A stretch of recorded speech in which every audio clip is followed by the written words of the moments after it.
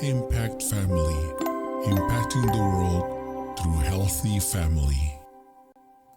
Shalom sahabat Impact Family yang terkasih.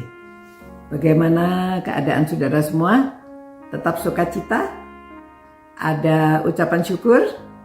Tapi saudara ingat bahwa ayat yang diberikan oleh Rasul Paulus kepada orang di Tesalonika itu ada konteksnya, ya. Jadi sebelumnya ayat 15 berkata, perhatikanlah supaya jangan ada orang yang membalas jahat dengan jahat. Ya, jangan ada orang yang membalas jahat dengan jahat. Tetapi usahakanlah senantiasa, ya, usahakan senantiasa yang baik terhadap kamu masing-masing dan terhadap semua orang. Jadi usahakan yang baik untuk kamu sesama di dalam grup atau kepada semua orang. Usahakan yang baik. Nah saudara, mengapa lalu dia berkata bersukacitalah selalu, tetaplah berdoa dan ucapkanlah syukur senantiasa. Nah jadi saudara, pada waktu kita itu bisa bersukacita, bisa mengucap syukur, dan kita tetap berdoa dan doa kita itu diterima. Jadi konsepnya itu kalau kita lancar hubungan kita dengan Tuhan, tidak ada halangan, maka doa kita diterima, ya. Doa kita itu dikabulkan.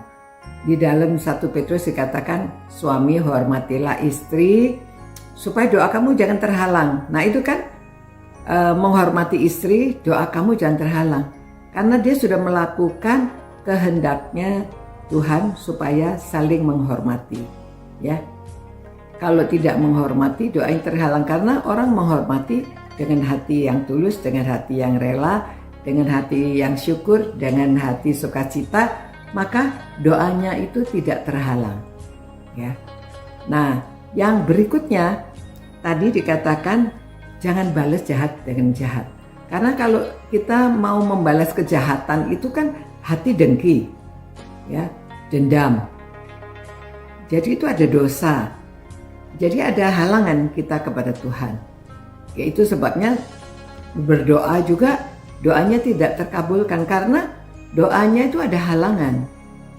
Jadi pada waktu kita berdoa seakan doa kita sudah dijawab. Ini ada di Markus pasal 11 ayat 24, ya. Tuhan Yesus berkata demikian. Karena itu aku berkata kepadamu, apa saja yang kamu minta dan doakan, percayalah bahwa kamu telah menerimanya, maka hal itu akan diberikan kepadamu. Ya, memang ada ayat berikutnya, dan jika kamu berdiri untuk berdoa, ampunilah dahulu sekiranya ada barang sesuatu dalam hatimu terhadap seseorang, supaya juga Bapakmu yang di sorga mengampuni kesalahanmu, ya. Jadi kalau kita ada masalah sama orang, kan hati kita tidak bisa bersukacita, tidak bisa bersyukur. Jadi doa kita juga terhalang, ya, doa kita terhalang. Kalau ada masalah, perbaiki dulu. Jadi pada waktu kita berdoa, supaya doa kita itu terjawab oleh Tuhan, doa kita sampai kepada Tuhan, jangan ada halangan. Jadi harus lurus, ya. Dan pipa itu seperti pipa ledeng, tidak ada halangannya, air keluar dengan deras. Kalau ada halangan, tidak bisa deras. Begitu juga hubungan kita dengan Tuhan, tidak bisa lurus sampai kepada Tuhan karena ada dosa-dosa yang menghalangi. Pada waktu kita benci orang, kita marah sama orang, kita ada masalah yang belum diselesaikan, hubungan kita dengan Tuhan tidak bisa lancar. Ya, apa tidak Tuhan tidak dengar? Tuhan dengar doa kita. Nah itu sebabnya kalau kita berdoa lalu seperti kita sudah menerimanya, maka ya kita jadi bisa sukacita, bisa bersyukur, ya. Itu sebabnya semua ada hubungannya satu dengan yang lainnya. Jadi kita disuruh berbuat baik. Kalau berbuat baik itu lancar, lapang hatinya. Kalau kita sudah memaafkan orang yang bersalah kepada kita, kita juga hatinya lapang, ya. Tidak ada ganjelan-ganjelan. Kalau tidak ada ganjelan, maka ya bebas. Jadi pada waktu kita berdoa dengan hati yang murni. Tuhan, dan kita ya sudah berdoa, serahkan pada Tuhan. Itu sebabnya saya juga memberitahu kalau saya sudah berdoa, ya saya bisa hidup sukacita, dapat bersyukur dan tidak takut, ya. Dan tidak takut menghadapi segala sesuatu, ya kita hadapi karena kita sudah berdoa. Tuhan akan menolong, Tuhan menyertai kita, Tuhan melindungi kita.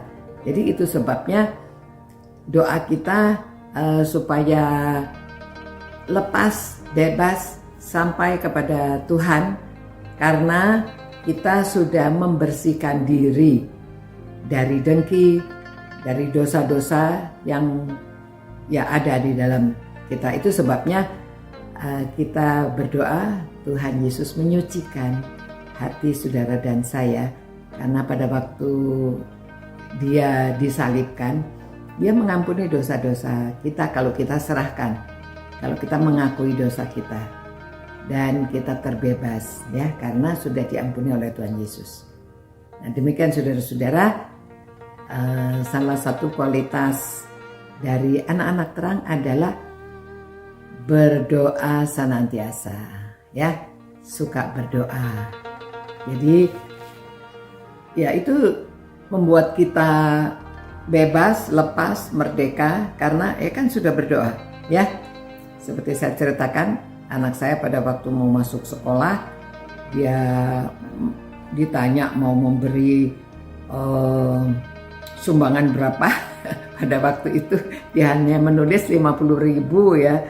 Dan orang-orang merasa dia bodoh sekali, harusnya menulis 1 juta, 2 juta. Tapi dia hanya 50.000, ternyata dia diterima. Jawabannya apa? Kan saya sudah berdoa, ya. Sudah berdoa lancar kan, sudah. Kalau sudah berdoa itu seperti sudah menerima, kata Tuhan Yesus, ya. Jadi saudara-saudara, mari kita suka berdoa, dan kita percaya setelah berdoa bahwa kita akan menerima, kita sudah menerimanya. Jadi kita jalani hidup dengan penuh sukacita dan pengucapan syukur. Terima kasih Tuhan.